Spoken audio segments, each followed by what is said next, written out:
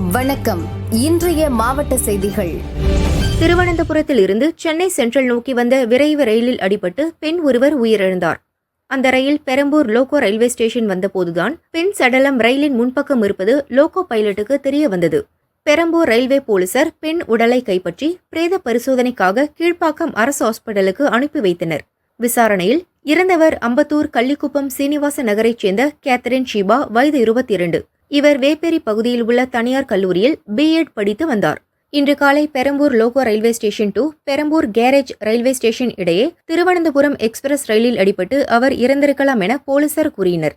அவர் ரயில் முன் பாய்ந்து தற்கொலை செய்து கொண்டாரா அல்லது ரயில் விபத்தா என பெரம்பூர் ரயில்வே போலீசார் விசாரிக்கின்றனர். திருப்பூர் மாவட்டம் உடுமலை அருகே உள்ள அமராவதி அணை நீர்மட்டம் 90 அடி.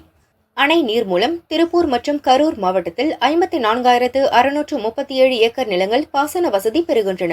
அணை நீர்பிடிப்பு பகுதிகளில் தொடர் மழை காரணமாக அணைக்கு நீர்வரத்து அதிகரித்து முழு கொள்ளளவான 90 அடியை எட்டியது. அணைக்கு நீர்வரத்து வினாடிக்கு 3053 கன அடியாக உள்ளது. அணை பாதுகாப்பு கருதி அணையிலிருந்து 6 மற்றும் பிரதான கால்வாய் வழியாக வினாடிக்கு 3300 கன அடி நீர் திறக்கப்பட்டது. இந்த ஆண்டு 2வது முறையாக அணை நிரம்பியதால் திருப்பூர் மற்றும் கரூர் மாவட்ட விவசாயிகள் மகிழ்ச்சி அடைந்தனர். ஆற்றின் இரு கரைகளை தொட்டபடி நீர் பாய்ந்தோடுகிறது. எனவே கரையோர மக்கள் பாதுகாப்பான இடங்களுக்கு செல்லும்படி பொதுப்பணித்துறை எச்சரிக்கை விடுத்தது. கோடநாடு பங்களாவில் கடந்த 2017ஆம் ஆண்டு கொள்ளை முயற்சி நடைபெற்றது. இதில் காவலாளி ஓம் பகதூர் சுட்டுக் கொல்லப்பட்டார். இவ்வழக்கு விசாரணை CBCID ADSP முருகவேல் தலைமையில் நடக்கிறது. இவ்வழக்கு நீலகிரி மாவட்ட அமர்வு நீதிபதி முரளிதரன் முன்னிலையில் இன்று விசாரணைக்கு வந்தது. முக்கிய குற்றவாளிகளான சயான் மற்றும் மனோஜ் ஆஜராகினர். அரசு தரப்பு வழக்கறிஞர் ஷாஜகான் மற்றும் எதிர்த்தரப்பு வழக்கறிஞர் விஜயன் ஆஜராகி தங்களின் வாதங்களை முன்வைத்தனர்.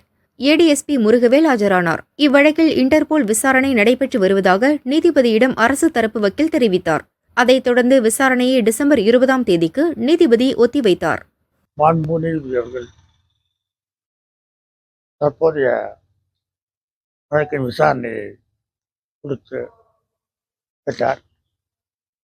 புலன் விசாரணையில் நிலுவையில் இருப்பது பற்றியும் இது சம்பந்தமாக அறிக்கை பெற வேண்டியது பற்றியும் எடுத்துக் கூறினோம். அவற்றை கேட்டுக்கொண்ட மாவட்ட நீதிபதி அவர்கள் வழக்கை எதிரும் டிசம்பர் எடப்பாடி பழனிசாமி கிட்டே விசாரணை நடத்திருக்காங்க. ஏன்னா சசிகலா கிட்ட பண்ணிருக்கீங்க. எடப்பாடி பழனிசாமி கிட்டே விசாரணை நடத்துவதற்கான வாய்ப்பு இருக்கா? சம்மன் கொடுத்து விசாரணைக்கு அழைக்கலாமா? அவரை விசாரிக்க சொல்லி நீங்க மனு தாக்கல் பண்ணது குற்றம் சாட்டப்பட்ட தரப்புல மனு தாக்கல் பண்ணாங்க. அந்த தாக்கல் பண்ண சமயத்தில் அது டிஃபென்ஸ் விட்னஸ்ங்கிற எதிர்த்தரப்பு சாட்சியில் போட்டது. வழக்கை விசாரிக்கும் பொழுது தொடர்புடைய யாராக இருந்தாலும் நாங்கள் முழுமையாக விசாரிப்போம். காரியம் விட்டுறதா இல்லை. விசாரணையினுடைய போக்கினுடைய விரைவுத்தன்மை குறைவாக இருப்பதாக நாங்கள் நம்புகிறோம். இன்னுமே திருத்தமாக அந்த மேலதிக விசாரணை மேற்கொள்ளப்பட வேண்டும். அப்படி மேற்கொள்ளப்படும் போது ஒன்று அந்த சல விசாரணைக்குரிய அனுமதி கொடுக்கப்பட வேண்டும். எங்களுக்கு நீதிமன்றம் எங்களுக்கு அந்த வாய்ப்பினை நல்க வேண்டும். இந்த வழக்கை நாங்கள் முடித்து தருவோம், நீங்கள் வழக்கறிஞர்களை மாற்றுங்கள் என்று அவர்கள் மிக மோசமான ஒரு தரகு பேரத்தில் ஈடுபட்டு கொண்டிருக்கிறார்கள். இது போன்ற சூழலில் வழக்கு விசாரணை மிக தெளிவாக நடக்க வேண்டும். மட்டுமல்லாது இங்கிருக்கிற இந்த காவல்துறையினர் தங்களுக்கு இயன்ற விதத்தில் இந்த வழக்கு விசாரணையினுடைய போக்கை மிக துல்லியமாக கணித்து செயல்பட வேண்டும். அப்படி இல்லை என்று சொன்னால் உண்மையான குற்றவாளிகள் தப்பிவிடுவார்கள். இங்கு குற்றம் சாட்டப்பட்டிருக்கிற அப்பாவிகளுக்கு தண்டனை கிடைக்கிற வாய்ப்பு இருக்கிறது. அது தடுக்கப்பட வேண்டும் என்பது எங்களுடைய நோக்கம். தொடர்ச்சியாக நாங்கள் உயர்நீதிமன்றத்திலும் உச்ச நீதிமன்றத்திலும் அதற்கான பணிகளை மேற்கொள்வோம். நீலகிரி மாவட்டம் பந்தலூர் அருகே புஞ்சை வயல் ஒலிமடா பகுதியில் தனியார் தேயிலை தோட்டத்தில் இன்று காலை சிறுத்தை ஒன்று காயங்களுடன் படுத்து கிடப்பதாக வனத்துறைக்கு தகவல் கிடைத்தது.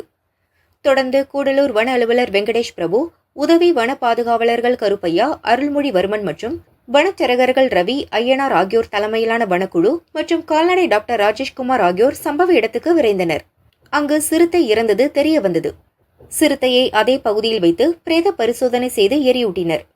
இறந்தது 6 வயது ஆண் சிறுத்தை என்றும் வேறொரு சிறுத்தையுடன் சண்டையிட்டதில் காயமடைந்து இறந்திருக்க கூடும் என்றும் வனத்துறையினர் தெரிவித்தனர்.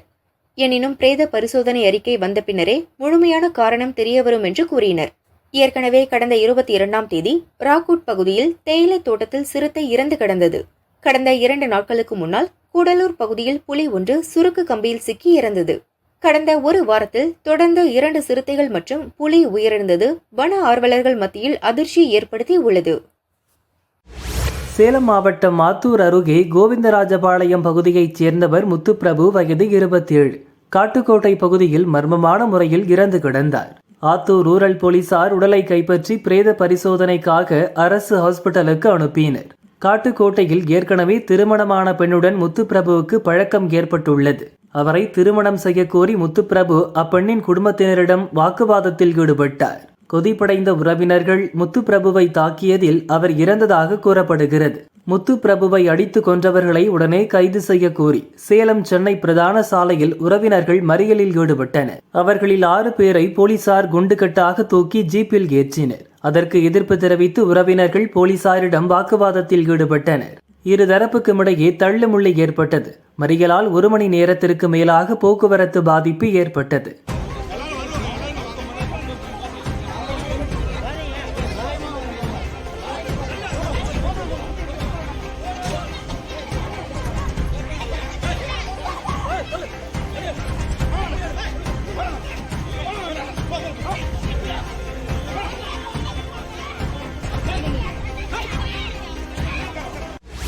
கோவை மாவட்டம் வால்பாறை நகராட்சி கவுன்சிலர்கள் கூட்டம் தலைவர் அழகு சுந்தரவல்லி தலைமையில் நடைபெற்றது. கூட்டத்தில் பேசிய திமுக கவுன்சிலர்கள், வால்பாறை நகராட்சியில் எந்தவொரு வளர்ச்சிப் பணியும் முறையாக நடப்பதில்லை. கவுன்சிலர்கள் வெளியே தலை காட்ட முடியவில்லை. வால்பாறை நகரில் மட்டும் வளர்ச்சிப் பணி நடக்கிறது. எஸ்டேட் பகுதியில் பணிகள் நடக்கவில்லை. டெண்டர் விட்டாலும் பணிகள் முறையாக நடப்பதில்லை. மக்கள் நலனில் நகராட்சி நிர்வாகம் போதிய அக்கறை காட்டுவதில்லை. வரும் தேர்தலில் மக்களை எப்படி சந்திக்க முடியும் என கூறி காரசார விவாதத்தில் ஈடுபட்டனர். வளர்ச்சிப் பணிகளில் முறைகேடு நடந்ததாக திமுக கவுன்சிலர்களை குற்றம் சுமத்தியதால் பரபரப்பு ஏற்பட்டது.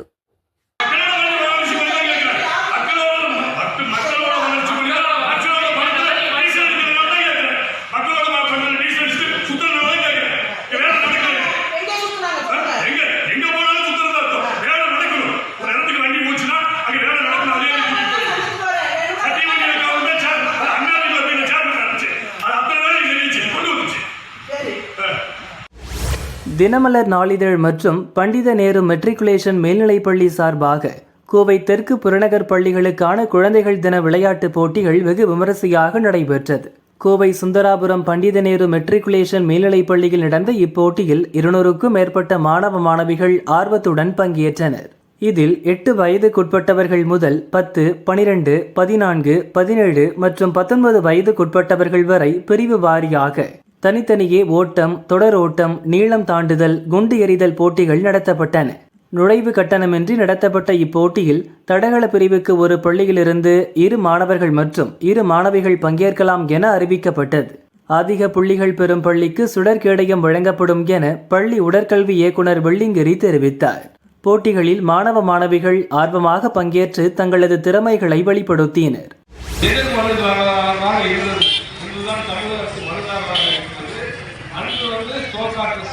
மதுரை மாவட்டம் மேலூர் அருகே தமிழகத்தின் முதல் பாரம்பரிய பல்லுயிர் தலமாக அறிவிக்கப்பட்ட அரிட்டாப்பட்டி, நாயக்கர்பட்டி உள்ளிட்ட சுமார் 5000 ஏக்கர் பரப்பளவில் மலையை வெட்டி டங்ஸ்டன் கனிமம் எடுக்க மத்திய அரசு வேதாந்தா நிறுவனத்தின் துணை நிறுவனமான ஹிந்துஸ்தான் ஜிங்க் நிறுவனத்திற்கு மத்திய அரசு அனுமதி வழங்கியது.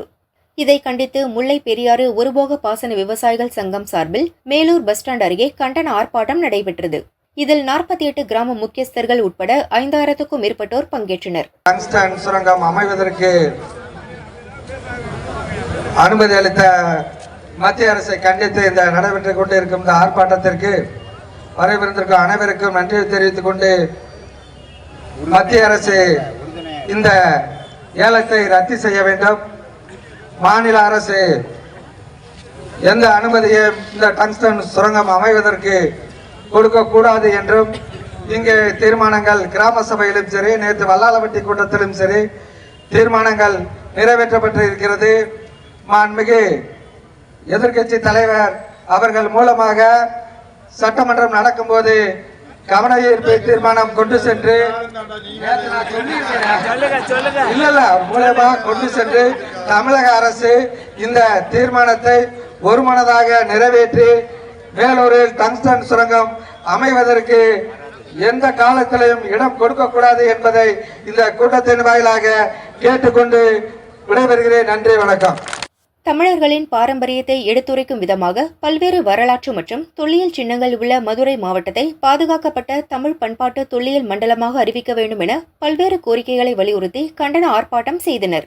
ஏற்கனவே சமணம் படுக்க இருக்கு, அது பறவைகளுடைய சரணாலயமா இருக்கு, அருகாமையில அழகர் கோயில் இருக்கு. இந்த சுத்திப்பட்டத்தில் இருக்கக்கூடிய கிராமங்கள் பல கிராமங்கள் பாதிக்கக்கூடிய சூழ்நிலை இருக்கு. அதனால மதுரை மாவட்டத்துக்கு வேண்டாம்னு சொல்லி வராதத நம்ம வருதுன்னு நம்மளா போய் இது பண்ணக்கூடாதுன்றதான் எங்களுடைய கருத்து. நீங்க சொன்னீங்க தமிழ்நாடு சர்க்கார் இதுக்கு என்ன நிலவரம்னுச்சு. தமிழ்நாடு சர்க்கார் இன்னைக்கு முதலமைச்சரை காலையில நேற்று சொன்னார், நைட்டு சொன்னா, காலையில அறிவிக்கை கொடுத்துட்டாரு. கலெக்டர் 10 நாளைக்கு முன்னுக்கே நம்ம அட்டாவட்டி வந்த மறுநிமிஷமே அதுக்கான அறிக்கை கொடுத்தாச்சு. வேற என்ன செய்யணும்? சட்டமன்றம் 9ஆம் தேதி நடக்கிற போது ஒட்டுமொத்தமா நீங்க சொல்ற தீர்மானத்தை நிறைவேற்றுறதுக்கு எம்எல்ஏவை நீ மனு கொண்டுப்பா, நானும் சேர்ந்து முதலமைச்சரை சொல்லி அது நிறைவேற்றணும்னு சொல்லியாச்சு. வேற என்ன செய்யணும்னு நினைக்கிறீங்க? வேலூர் மக்கள் என்ன முடிவு எடுக்கிறீங்களோ அதுக்கு அரசு 100% உறுதுணையா இருக்கும்.